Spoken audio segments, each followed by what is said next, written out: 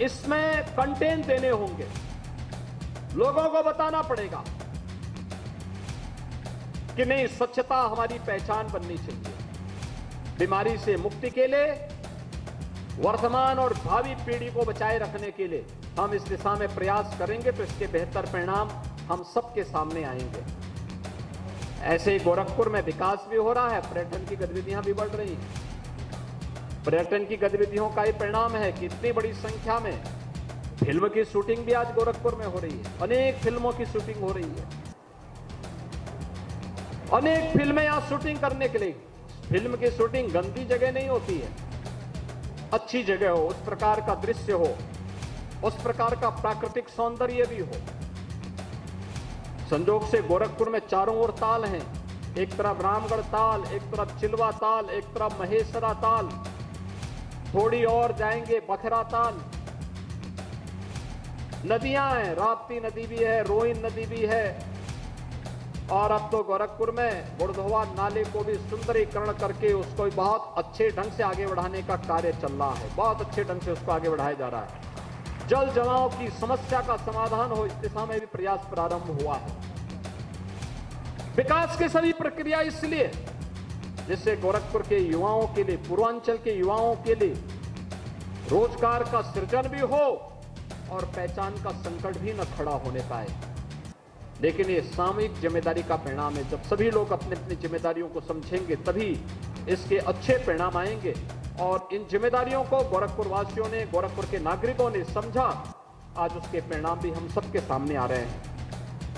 Basic शिक्षा में भी ऑपरेशन कायाकल्प में जो कार्य आज नगर में हो रहा है, स्मार्ट स्कूल के निर्माण की परिकल्पना को साकार किया जा रहा है। 63 विद्यालय जो अब तक जर्जर हालत में थे, क्लासरूम नहीं थी तो जर्जर थी, अगर ठीक थी तो सीलन भरी हुई थी, बच्चे वहां जैसे तैसे बैठते थे।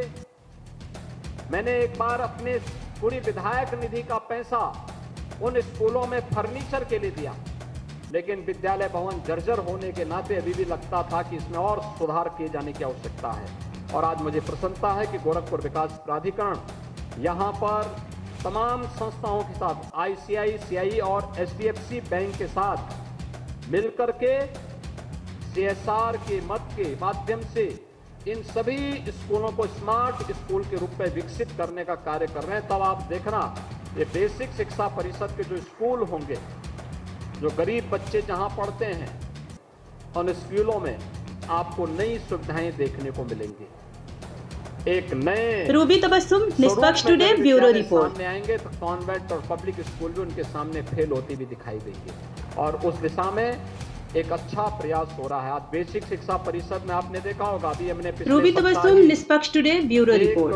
1,91,00,000 बच्चों को 1,200 रुपए हर बच्चे के लिए हमने उनके माता पिता के अकाउंट में पैसा भेजा है, जिससे बच्चों के लिए यूनिफॉर्म बन सके, जूता मोजा बैग आदि लिया जा सके और बच्चे समय पे स्कूल पहुंच सके। इसकी व्यवस्था के लिए पैसा भेजा है।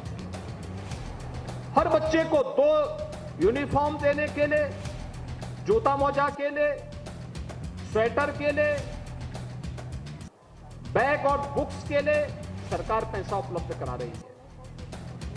पूरे इस प्रदेश भर में पहले ही ग्रामीण क्षेत्र में बेसिक शिक्षा स्कूलों के ऑपरेशन कायाकल्प में उन्हें स्मार्ट स्कूल के रूप में बदला जा चुका है और लगातार इस पे प्रयास हो रहा है। हम सबको मिलकर के इस कार्यक्रम के साथ जुड़ना होगा। दूसरा, नगरीय क्षेत्रों में जैसे आज यहां स्पोर्ट्स कॉम्प्लेक्स का निर्माण हो रहा है, ऐसे ही नगरीय क्षेत्र में मुझे याद है आज से 9 साल 10 साल पहले, 5 साल 6 साल पहले शादी ब्याह के समय में जब भीड़ भाड़ ज्यादा होती थी तो लोग जहां तहां सड़कों पर ही टेंट डाल करके शादी ब्याह का कार्यक्रम करने लगते थे। कुछ जगह मैरिज हॉल बने, लेकिन फिर भी गरीब के लिए कठिन होता है। होटल में हर गरीब नहीं जा सकता, हर व्यक्ति नहीं जा सकता। मैरिज हॉल में भी हर गरीब नहीं, हर व्यक्ति नहीं जा सकता। हमने यहाँ पे नगर निगम से भी और गोरखपुर विकास प्राधिकरण से भी कहा है कोई कल्याण मंडप की स्थापना, जहां पर गरीब आसानी से अपना कार्यक्रम कर सके। हमारा प्रयास हो, पहले महानगर के 6 स्थानों पर यह कल्याण मंडपम स्थापित हो, जिसमें 1 से 1.5 करोड़ रुपए की लागत से एक हॉल बन जाए, कुछ रूम बन जाए, लॉन भी बने, उसके ऊपर भी कुछ रूम पर गेस्ट रूम भी बन जाए।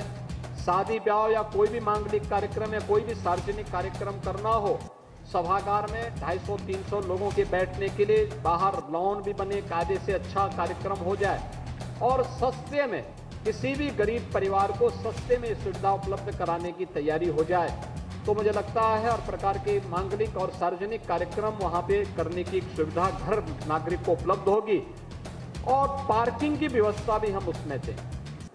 हम बहुत शीघ्र, मैं स्वयं भी विधायक निधि से उसमें कुछ पैसा उपलब्ध कराने जा रहा हूं, जो अलग अलग जगहों पर इस प्रकार के कल्याण मंडपम बनाए जा सके। नगर निगम भी इस कार्यक्रम के साथ जुड़ रहा है, जिससे हर नागरिक को सुविधा होगी। उसमें गरीब से लेकर अमीर तक हर व्यक्ति शादी ब्याह का कार्यक्रम संपन्न कर सकता है, मांगलिक कार्यक्रम कर सकता है, कोई सार्वजनिक कार्यक्रम कर सकता है और लोगों को एक सुविधा उपलब्ध होगी। ये हम सिटी के अंदर अलग अलग स्थानों पर ये बनाएंगे और नागरिकों को इससे सुविधा होगी। इसके साथ ही गोरखपुर के अंदर जल निकासी की समस्या का समाधान करने की व्यापक कार्य योजना बन रही है। आप देख रहे होंगे कि ग्लोबल वार्मिंग का दुष्परिणाम किस रूप में, जब बारिश हो रही कहीं पे, यहां तो एकदम सूखा पड़ा है, लेकिन जहां बारिश हो रही वहां एकदम भयंकर बारिश पड़ रही है, एकदम मूसलाधार बारिश पड़ रही है। देश के बहुत सारे राज्य ऐसे हैं जहां इस समय बाढ़ आई हुई है। हमें उसके लिए अपने आप को तैयार करना होगा, अभी से तैयारी। सार्वजनिक संपत्ति को राष्ट्रीय संपत्ति का सम्मान करना पड़ेगा। अगर हम राष्ट्रीय संपत्ति का सम्मान करते हैं, उसके संरक्षण में योगदान देते हैं, तो राष्ट्रीय महापुरुषों के प्रति ये हमारी श्रद्धा और कृतज्ञता को प्रदर्शित करता है। और संजोग से आज भारत माता के 2 ऐसे महान सपूतों की जयंती भी है।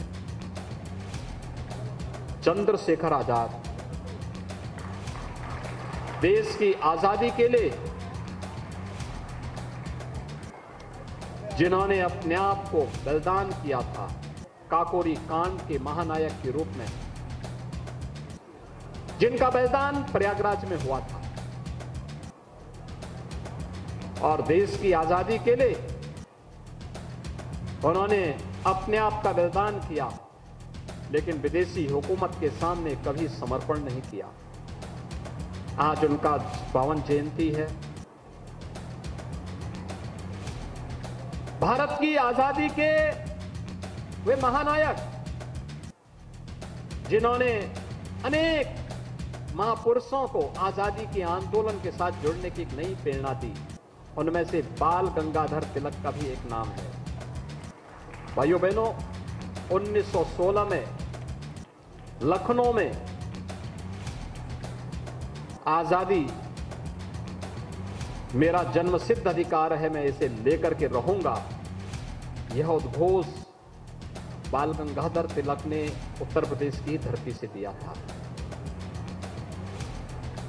भारत की आजादी के अमर सेनानी है और आजादी के अमृत महोत्सव वर्ष में उनके पावन जयंती पे गोरखपुर को उपहार मिल रहा है। और साथ साथ यहां के अब खिलाड़ियों को जब ये कॉम्प्लेक्स बन जाएगा, मैं कार्यदायी संस्था से कहूंगा एक समय सीमा के अंदर ये सब तैयार हो जाए, तो यहां के युवाओं को अपना प्रशिक्षण के लिए भी और अपना कौशल दिखाने के लिए गोरखपुर के बाहर नहीं जाना होगा।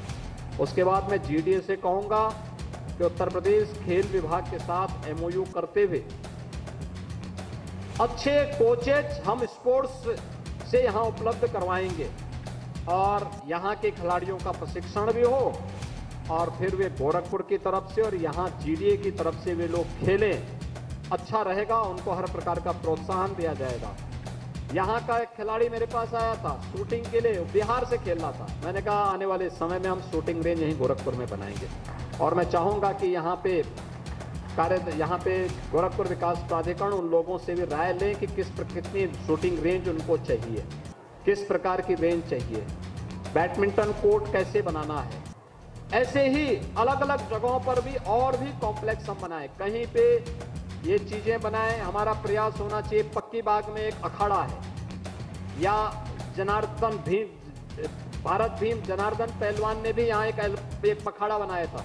इन सभी को भी हम कैसे पुनरुद्धार कर सकते हैं, वहां पर भी मैटिंग देने की कार्रवाई हो, उसके पुनरुद्धार की कार्रवाई हो, और भी नए कार्यक्रमों को आगे बढ़ाने के लिए भी हम लोगों ने अभी नौसड़ के आगे बागागाड़ा से थोड़ी आगे एक लगभग 150 एकड़ लैंड हमने आरक्षित की है गोरखपुर में एक अंतर्राष्ट्रीय स्टेडियम के निर्माण के लिए। बहुत बड़ा कार्यक्रम वहां पे हम लोग तैयार करने जा रहे हैं। अब ये लैंड कंप्लीट हो जाए तो उसके बाद फिर उस पर भी कार्य प्रारंभ कराएंगे।